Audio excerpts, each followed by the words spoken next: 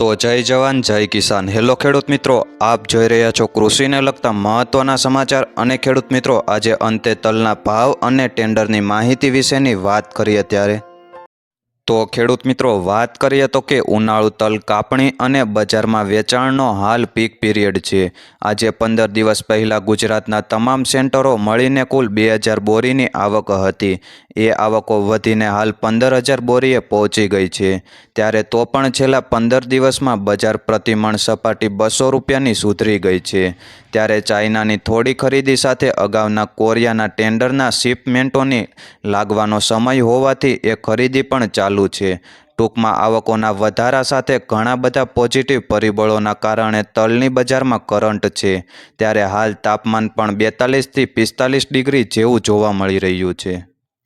અને તેની સાથે સાથે દિવસના સમયે તાપમાનનો પારો સડસડાટ 44 ડિગ્રીએ પહોંચી જાય છે।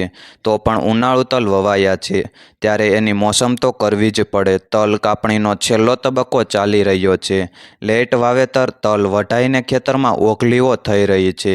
ત્યારે તો કેટલાક ખેડૂતો જૂની પરંપરાગત પદ્ધતિએ ઓગલીઓ વારીને તલ ખંખેરી રહ્યા છે। ત્યારે હળવદ અને બોટાદ પંથકના કેટલાક ખેડૂતોએ તલ હાથવગા કરવા માટે હાર્વેસ્ટરોને કામે લગાડ્યા છે।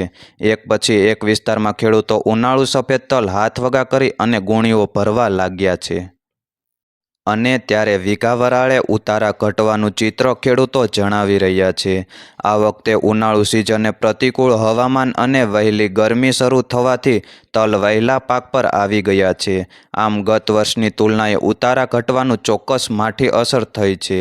ત્યારે ક્યાંક છેલ્લા માવઠાના વરસાદમાં ઓગલીઓ પલળવાથી તૈયાર માલ ડેમેજ પણ થઈ જાય છે। ત્યારે પાણીના અભાવના કારણે ગત વર્ષની તુલનાએ તલનું વાવેતર 60% જેવું ઘટ્યું છે। ત્યારે વેપારી વર્તુળોનું માનવું છે કે વાવેતર ઘટ અને ઉતારાને માઠી અસરના લીધે તલમાં 80,000 થી 90,000 ટન તલનો પાક આવશે।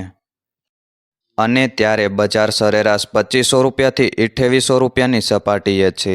ખેડૂતોની જરૂરિયાત મુજબ તલ વેચાઈ રહ્યા છે। ત્યારે કેટલાક મજબૂત ખેડૂતો સારા તલનો પાક હોલ્ડ કરવા લાગ્યા છે। એક પછી એક તેજીના પરિબળો આકાર લઈ રહ્યા છે। જો કે ટેન્ડરના શિપમેન્ટનો સમય લાંબો છે, તો પણ બજારને પોઝિટિવ અસર કરી શકે છે અને ખેડૂતો પોતાના માલનો પોતે જ નિર્ણય કરી શકે છે।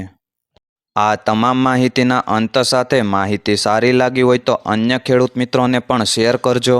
અને ખેડૂત મિત્રો, રોજે રોજના સમાચાર જાણવા અને અવનવી યોજનાની માહિતી મેળવવા આપણી ચેનલ એટલે કે JB ખેડૂત હેલ્પને સબસ્ક્રાઈબ કરજો। અને જે પણ પાક વિશેની માહિતી મેળવવી હોય તેમને કોમેન્ટ કરીને જરૂરથી બતાવશો।